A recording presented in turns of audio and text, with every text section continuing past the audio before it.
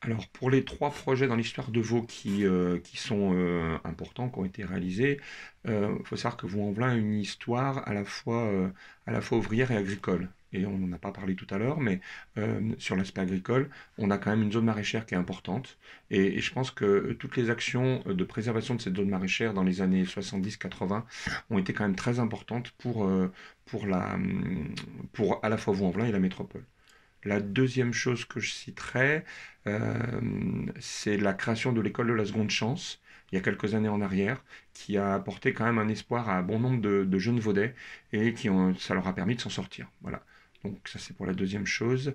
Et puis la troisième chose qui a changé Vaux-en-Velin, en tout cas sa partie sud, c'est l'arrivée du tramway au sud. Malheureusement, il y a le pendant, c'est qu'il n'y a pas le tramway au nord, mais c'est vrai que l'arrivée du tramway au sud sur l'ancienne ligne de l'Est a quand même apporté à ce quartier un dynamisme incroyable.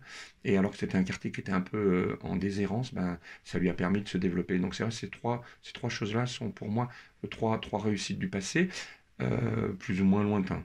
Ben, trois projets à venir.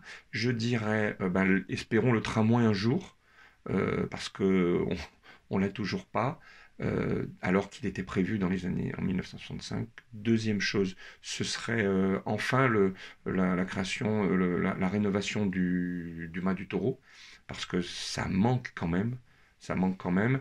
Et puis ensuite, l'arrivée de formation, de plus de formation sur place pour les Vaudais, parce qu'on est quand même assez limité en formation au-delà du bac. Voilà, donc je pense que ces trois choses-là, à la fois le tramway, la rénovation totale du mât et puis l'arrivée de nouvelles formations. Voilà.